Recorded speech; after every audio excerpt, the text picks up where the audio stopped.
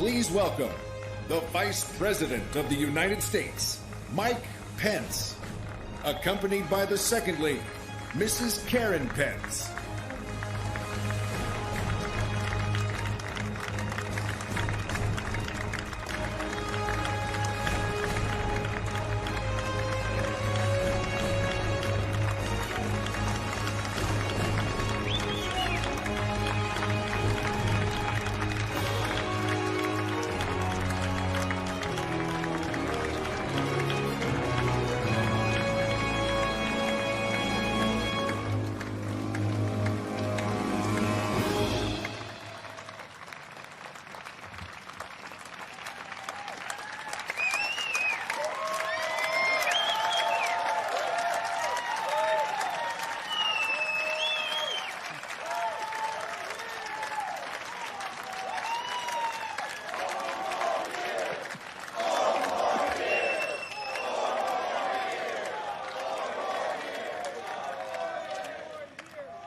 Good evening, America.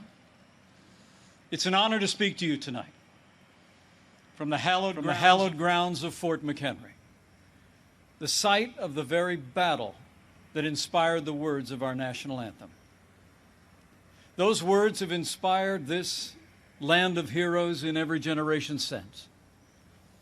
It was on this site 206 years ago when our young republic heroically withstood a ferocious naval bombardment from the most powerful empire on earth.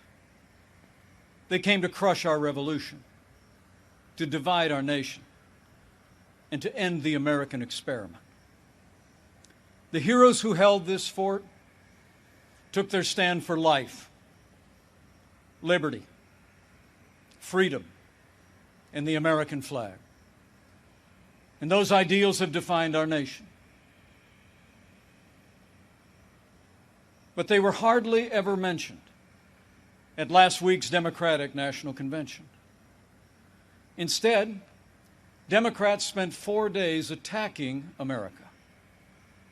Joe Biden said that we were living through a season of darkness. But as President Trump said, where Joe Biden sees American darkness, we see American greatness.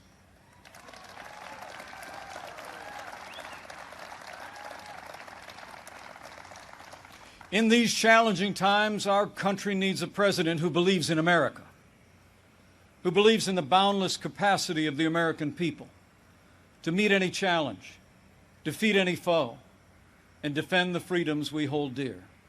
America needs 4 more years of President Donald Trump in the White House.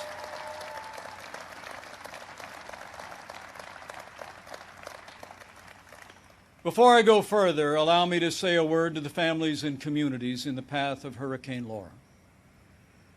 Our prayers are with you tonight, and our administration is working closely with authorities in the states that will be impacted.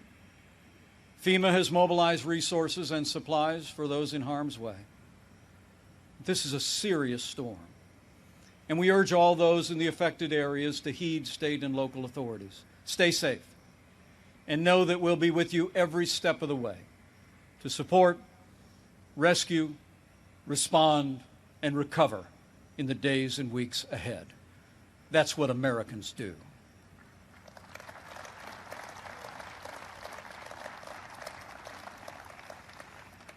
Four years ago, I answered the call to join this ticket because I knew that Donald Trump had the leadership and the vision to make America great again. And for the last 4 years, I've watched this president endure unrelenting attacks, but get up every day and fight to keep the promises that he made to the American people. So with gratitude for the confidence President Donald Trump has placed in me, the support of our Republican Party, and the grace of God, I humbly accept your nomination to run and serve as Vice President of the United States.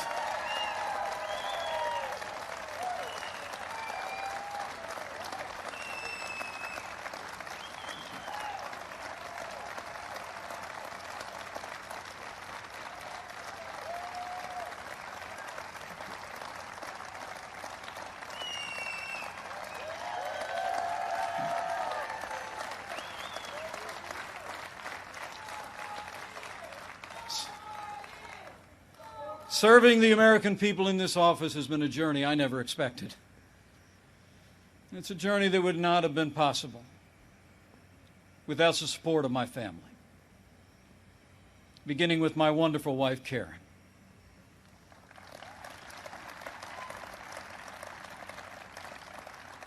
She's a lifelong school teacher, an incredible mother to our 3 children. And she is one outstanding Second Lady of the United States. I'm so proud of you. And we couldn't be more proud of our 3 children. Marine Corps Captain Michael J. Pence and his wife, Sarah.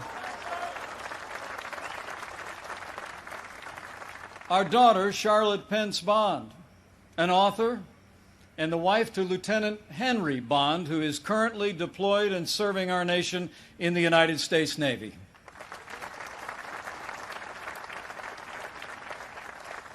And our youngest, a recent law school grad, our daughter Audrey, and her fiancé, who, like so many other Americans, had to delay their wedding this summer. But we can't wait for Dan to be a part of our family.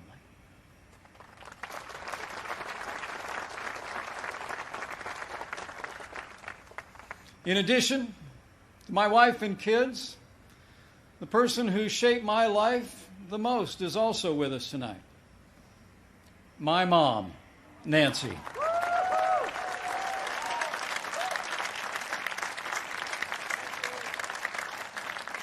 She is the daughter of an Irish immigrant, 87 years young. And Mom follows politics very closely. And the truth be told, sometimes I think I'm actually her second favorite candidate on the Trump-Pence ticket. Thank you, Mom. I love you. Over the past 4 years, I've had the privilege to work closely with our president.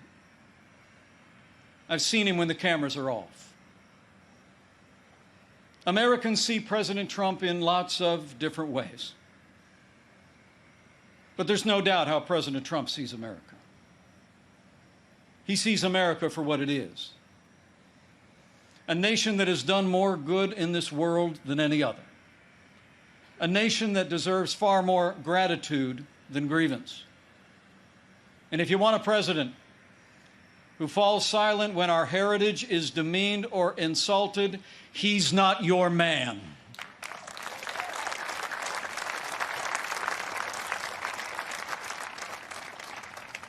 Now, we came by very different routes to this partnership. And some people think we're a little bit different. But you know, I've learned a few things watching him.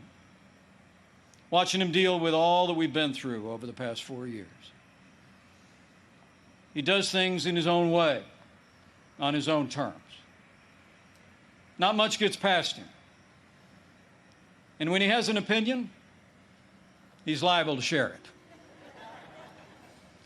He's certainly kept things interesting. But more importantly, President Donald Trump has kept his word to the American people.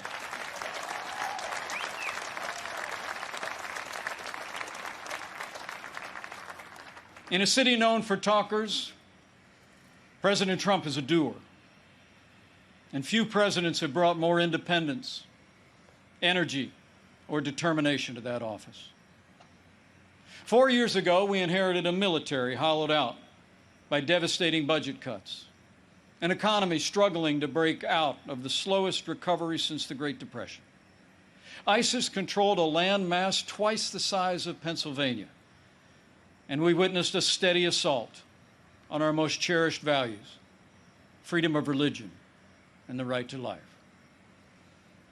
That's when President Donald Trump stepped in. And from day one, he kept his word. We rebuilt our military. This president signed the largest increase in our national defense since the days of Ronald Reagan and created the first new branch of our armed forces in 70 years, the United States Space Force.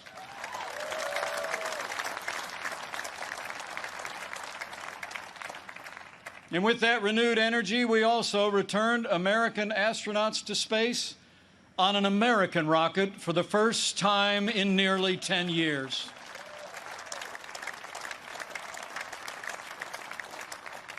And after years of scandal that robbed our veterans of the care that you earned in the uniform of the United States, President Trump kept his word again. We reformed the VA, and Veterans Choice is now available for every veteran in America.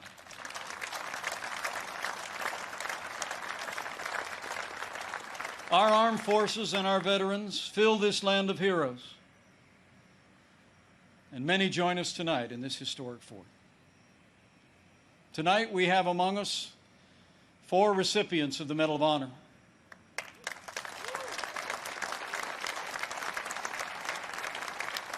Six recipients of the Purple Heart. A Gold Star mother of a gallant native seed. And wounded warriors from Soldier Strong, a group that serves our injured veterans every day. We are honored by your presence, and we thank you for your service.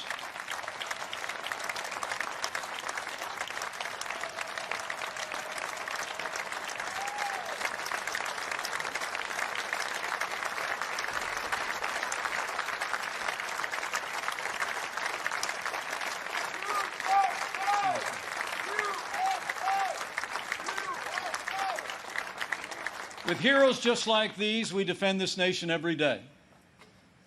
And under this Commander-in-Chief, we've taken the fight to radical Islamic terrorists on our terms, on their soil. Last year, American armed forces took the last inch of ISIS territory, crushed their caliphate, and took down their leader without one American casualty. And I was there when President Trump gave the order to take out the world's most dangerous terrorist. Iran's top general will never harm another American because Qasem Soleimani is gone.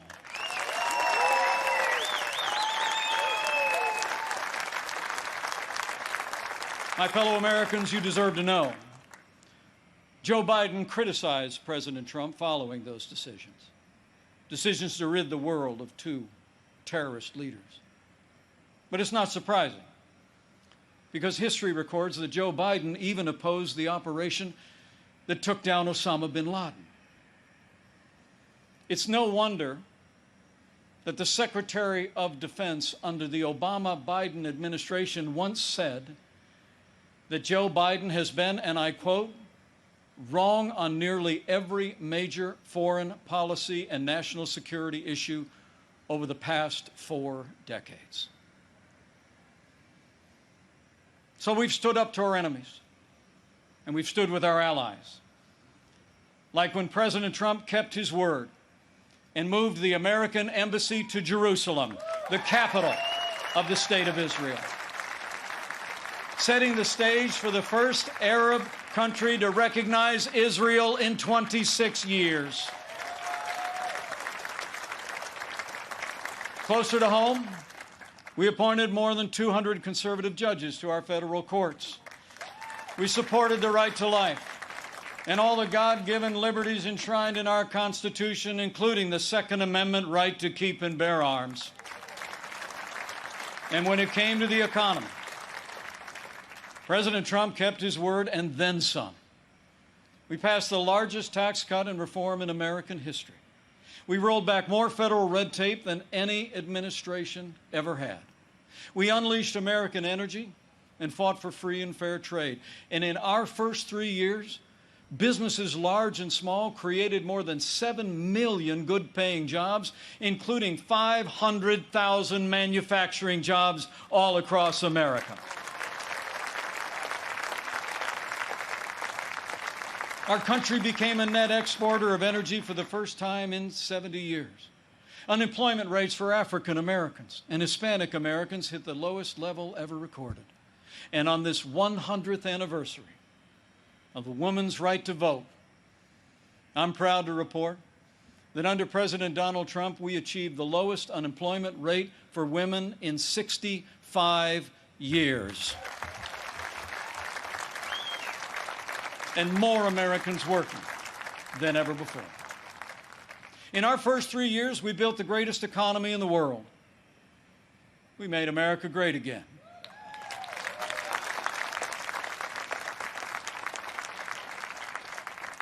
And then the coronavirus struck from China. Before the first case of the coronavirus spread within the United States, the President took unprecedented action and suspended all travel from China, the second largest economy in the world. Now, that action saved untold American lives. And I can tell you firsthand, it bought us invaluable time to launch the greatest national mobilization since World War II. President Trump marshaled the full resources of our federal government from the outset. He directed us to forge a seamless partnership with governors across America in both political parties. We partnered with private industry to reinvent testing and produce supplies that were distributed to hospitals around the land. Today, we're conducting more than 800,000 tests a day, and we have coordinated the delivery of billions of pieces of personal protective equipment for our amazing doctors, nurses, and healthcare workers.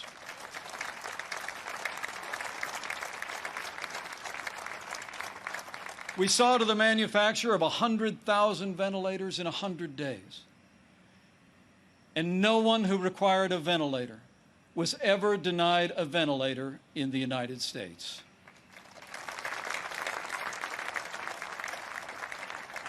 We built hospitals, surged military medical personnel, and enacted an economic rescue package that saved 50 million American jobs. As we speak, we're developing a growing number of treatments known as therapeutics, including convalescent plasma, that are saving lives all across America. Now, last week, Joe Biden said that no miracle is coming. Well, what Joe doesn't seem to understand is that America is a nation of miracles. And I'm proud to report that we're on track to have the world's first safe, effective coronavirus vaccine by the end of this year.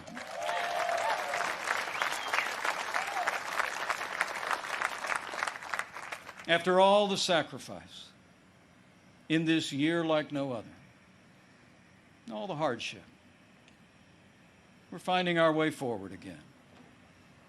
But tonight, our hearts are with all the families who've lost loved ones and have family members still struggling with serious illness. In this country, we mourn with those who mourn. We grieve with those who grieve. And this night, I know that millions of Americans will pause and pray for God's comfort for each of you. You know, our country doesn't get through such a time unless its people find strength within. The response of doctors, nurses, first responders, farmers, factory workers, truckers, and everyday Americans who put the health and safety of their neighbors first has been nothing short of heroic.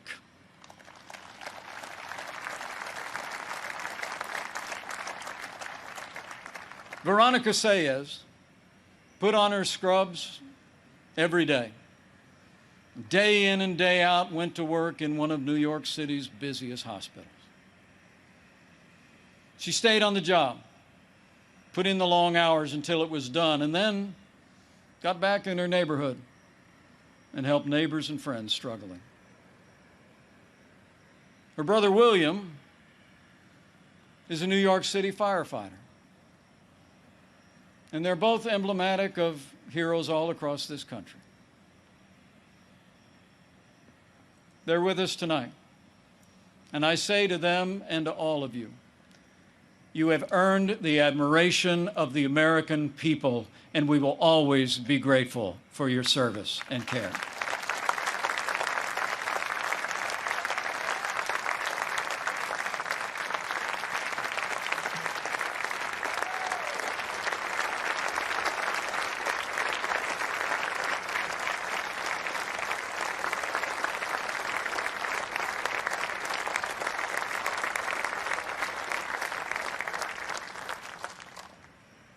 Thanks to the courage and compassion of the American people, we're slowing the spread. We're protecting the vulnerable. And we're saving lives. And we're opening up America again. Because of the strong foundation that President Trump poured in our first 3 years, we've already gained back 9.3 million jobs in the last 3 months alone.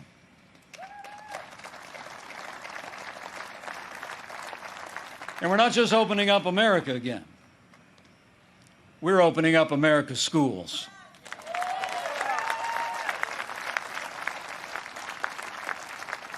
And I'm proud to report that my wife, Karen, that school teacher I've been married to, will be returning to her classroom next week. And so to all of our heroic teachers and faculty and staff, thank you for being there for our kids. We're going to stay with you every step of the way.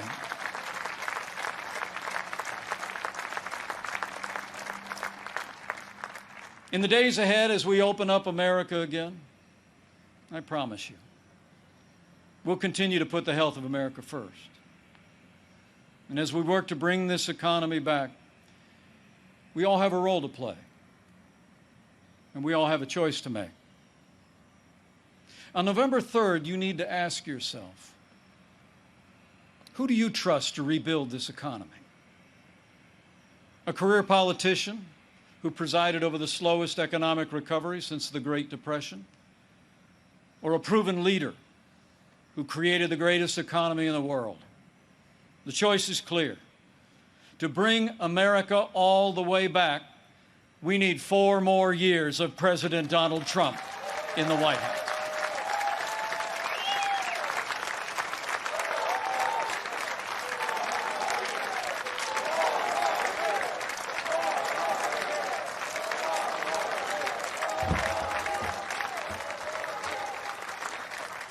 My fellow Americans, we're passing through a time of testing. But in the midst of this global pandemic, just as our nation had begun to recover, we've seen violence and chaos in the streets of our major cities. President Trump and I will always support the right of Americans to peaceful protest. But rioting and looting is not peaceful protest. Tearing down statues is not free speech. And those who do so will be prosecuted to the fullest extent of the law.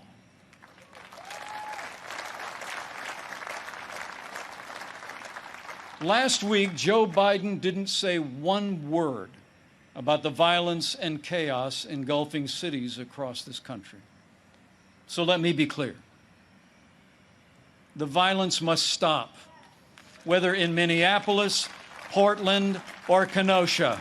Too many heroes have died defending our freedom to see Americans strike each other down. We will have law and order on the streets of this country for every American of every race and creed and color.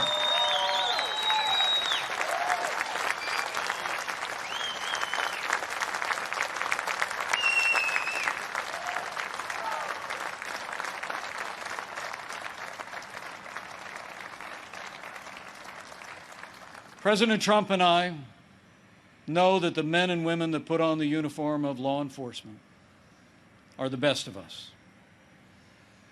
Every day, when they walk out that door, they consider our lives more important than their own. People like Dave Patrick Underwood, an officer in the Department of Homeland Security's Federal Protective Service, who was shot and killed during the riots in Oakland, California. Dave's heroism is emblematic. of the heroes that serve in blue every day. And we're privileged tonight to be joined by his sister, Angela. Angela, we say to you, we grieve with your family. And America will never forget or fail to honor Officer Dave Patrick Underwood.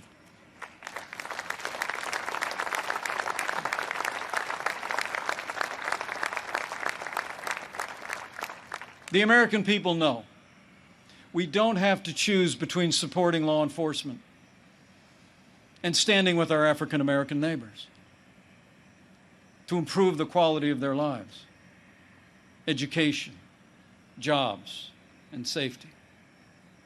And from the first days of this administration, we've done both. And we will keep supporting law enforcement and keep supporting our African American and minority communities across this land for 4 more years.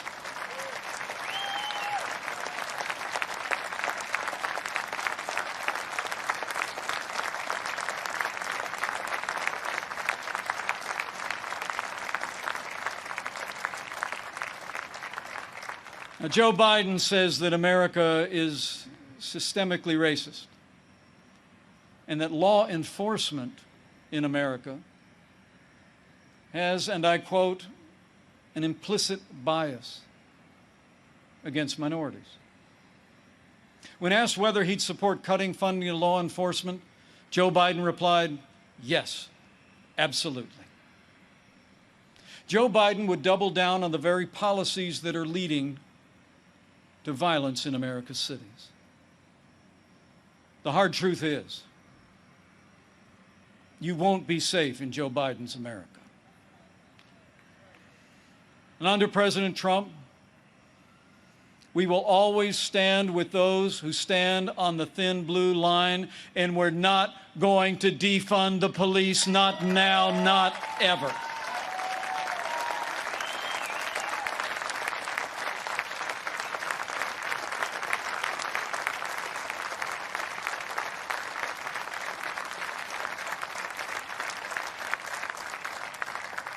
My fellow Americans, we're passing through a time of testing, but soon we will come to a time for choosing.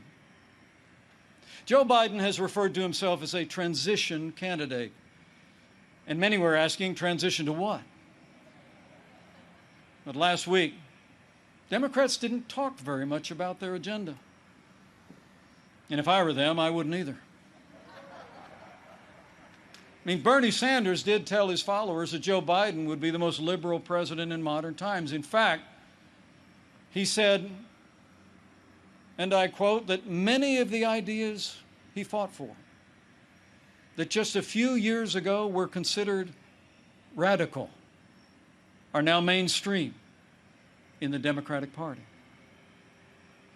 At the root of their agenda is the belief that America is driven by envy, not aspiration. That millions of Americans harbor ill will toward our neighbors instead of loving our neighbors as ourselves. The radical left believes that the federal government must be involved in every aspect of our lives to correct those American wrongs. They believe the federal government needs to dictate how Americans live, how we should work, how we should raise our children, and in the process deprive our people of freedom, prosperity, and security. Their agenda is based on government control. Our agenda is based on freedom.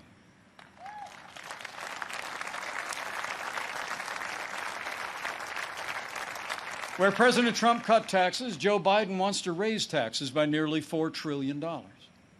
Where this president achieved energy independence for the United States, Joe Biden would abolish fossil fuels, end fracking, and impose a regime of climate change regulations that would drastically increase the cost of living for working families. Where we fought for free and fair trade, and this president stood up to China and ended the era of economic surrender, Joe Biden has been a cheerleader for communist China. He wants to repeal all the tariffs that are leveling the playing field for American workers. And he actually criticized President Trump for suspending all travel to China at the outset of this pandemic. Joe Biden is for open borders, sanctuary cities, free lawyers and health care for illegal immigrants. And President Trump, he secured our border and built nearly 300 miles of that border wall. Joe Biden wants to end school choice. And President Trump believes that every parent should have the right to choose where their children go to school, regardless of their income or area code. President Trump has stood without apology for the sanctity of human life every day of this administration. Joe Biden, he supports taxpayer funding of abortion right up to the moment of birth. When you consider their agenda, it's clear. Joe Biden would be nothing more than a Trojan horse for the radical left. The choice in this election has never been clearer, and the stakes have never been higher. Last week, Joe Biden said democracy's on the ballot. And the truth is, our economic recovery is on the ballot. Law and order are on the ballot. But so are things far more fundamental and foundational to our country. In this election, it's not so much whether America will be more conservative or more liberal, more Republican or more Democrat. The choice in this election is whether America remains America. It's whether we will leave to our children and our grandchildren a country grounded in our highest ideals of freedom, free markets, and the unalienable right to life and liberty, or whether we will leave them a country that's fundamentally transformed into something else. We stand at a crossroads, America. President Trump has set our nation on a path of freedom and opportunity. Joe Biden would set America on a path of socialism and decline. But we're not going to let it happen.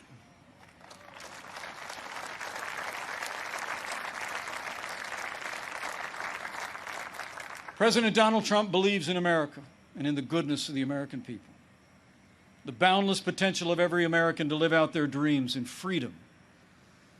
And every day, President Trump has been fighting to protect the promise of America. Every day, our president has been fighting to expand the reach of the American dream. And every day, President Donald Trump has been fighting for you. And now it's our turn to fight for him.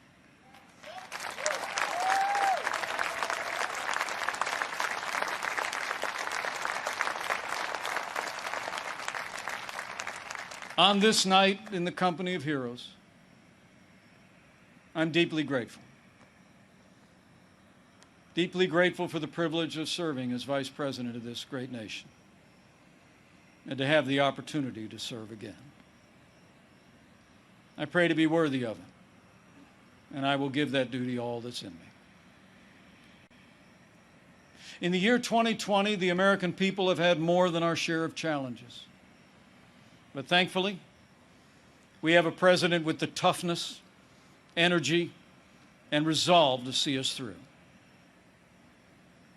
Now, those traits actually run in our national character. As the invading force learned on approach to this fort in September of 1814, against fierce and sustained bombardment, our young country was defended by heroes, not so different from those who are with us tonight. The enemy was counting on them to quit, but they never did. Fort McHenry held, and when morning came, our flag was still here.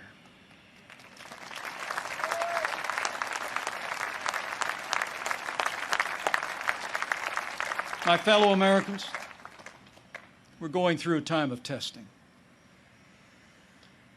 But if you look through the fog of these challenging times, you will see our flag is still there today.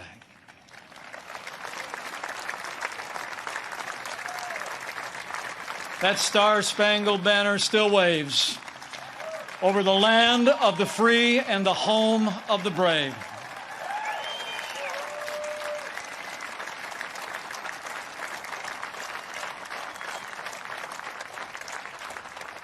From these hallowed grounds, American patriots in generations gone by did their part to defend freedom. Now it's our turn. So let's run the race marked out for us. Let's fix our eyes on Old Glory and all she represents. Let's fix our eyes on this land of heroes and let their courage inspire. And let's fix our eyes on the author and perfecter of our faith and our freedom. And never forget that where the Spirit of the Lord is, there is freedom. That means freedom always wins.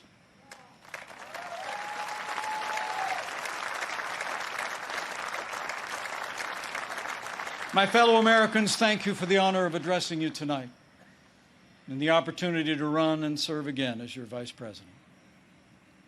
I leave here today inspired.